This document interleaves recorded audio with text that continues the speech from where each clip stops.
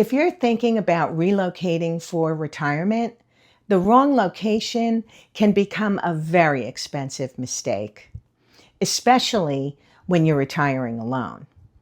Low taxes can hide high insurance costs. A beautiful retirement community can still leave you lonely. And that inexpensive house may not seem like such a bargain once you discover what's happening with healthcare, traffic, and growth in the area. I chose the Grand Strand for my solo retirement. Some things worked out even better than I expected, but there are also things I would investigate much more carefully if I were making that decision again today. So before you pack the moving truck, here are the 5 things I think every solo retiree should look at. And at the end, I'll tell you whether, knowing what I know now, I would still choose the Grand Strand. Number 1, don't fall for the tax trap. Let's start with the obvious one, taxes. This was important to me when I was deciding where I wanted to retire. And when you're living on one retirement income, every recurring expense matters. South Carolina doesn't tax Social Security benefits, which is great. There are also tax advantages here for many retirees, and property taxes on a primary residence can be attractive compared with many other parts of the country. Sounds great, right? Well, don't stop there, because this is where I think retirees can make a big mistake. Don't only ask how low are the taxes, also ask, what is it actually going to cost me to live there? Those are 2 very different questions. You have property taxes, but you also have homeowners insurance, possibly flood insurance, possibly separate wind coverage, HOA fees and utilities, car insurance, and of course, healthcare. All those little monthly expenses don't look particularly scary by themselves until you add them all together. And in a coastal area like the Grand Strand, insurance can take a pretty good bite out of those tax savings. So yes, taxes absolutely matter. But don't let low taxes seduce you into thinking you found a bargain. Do the whole calculation. Number 2, the loneliness test. Here's one I think is even more important if you're retiring alone. You find the perfect house, it's affordable, the taxes are reasonable, and the weather is beautiful. You move in, and then what? Who are you going to have coffee with? Who are you going to have dinner with? Where are you going to meet people? Because a cheap house isn't much of a bargain if you're sitting in it alone, wondering what to do with yourself. This is one area where the Grand Strand turned out to be better than I expected. There are retirees everywhere, and there are a tremendous number of transplants. People have moved here from New Jersey, New York, Pennsylvania, Connecticut, Ohio, all up and down the East Coast. And a lot of them arrive without an established social circle. That actually levels the playing field. People are looking for friends. They're looking for things to do. They're joining groups. They're playing golf. They're going to local activities. And they're starting over too. Now, that doesn't mean friends magically show up at your door. You still have to make an effort. But when you're retiring alone, I think this is something you should investigate before you move. Don't just tour houses. Tour the life, the neighborhood, and ask yourself, if I move here alone, how am I actually going to meet people? Number 3, do you really need a 55 plus community? This one might be a little controversial. I deliberately chose not to live in a 55 plus community.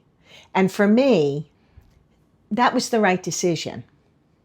There are some beautiful 55 plus communities, and especially in this area, I completely understand the appeal. The activities, the pools, the clubhouses, people your own age, a built in social network. But sometimes you're also paying for all of that. And there may be HOA fees and rules that come along with it. I didn't want to pay a premium for a social life if I didn't have to. And what I discovered after moving here, I really didn't have to. The Grand Strand itself has such a large retirement population that I've had plenty of opportunities to meet people without living in an age-restricted community. And that's something I would absolutely look at if I were choosing again. Maybe you want that 55 plus lifestyle, and that's great. But don't automatically assume you need it to make friends in retirement. You may be able to find the community you're looking for without paying for the clubhouse. Here we go. Number 4, what they don't put in the brochure. Okay, now we get to the fun part. Because every retirement destination looks fabulous in the brochure. Sunshine, beaches, golf courses, happy retirees riding bicycles. Nobody puts a picture of August humidity in the brochure. And let me tell you, August humidity in South Carolina is killer. If you hate heat and humidity, do yourself a favor. Don't visit your potential retirement destination in April when it's 72 degrees and gorgeous. Come in August, and then you can decide. But weather isn't the biggest thing I'd worry about. Healthcare. The Grand Strand has grown tremendously. More retirees, more houses, more people. And all those people need doctors. I've been able to get, luckily, the healthcare I need. But if you have a particular healthcare need or want easy access to certain specialists, this is something I would research very carefully before moving anywhere. We spend so much time looking at property taxes and home prices when we're planning retirement, but at this stage of our life, healthcare probably deserves to be much higher on that list. Number 5, don't just look at today. And this may be the biggest lesson of all. Don't choose a retirement location based only on what it looks like today. Try to figure out what it's becoming. The Grand Strand is growing fast. More houses, more developments, which brings more businesses and a lot of traffic. And during tourist season, a lot more cars. Growth has advantages, sure. We get more restaurants, stores, services, and things to do.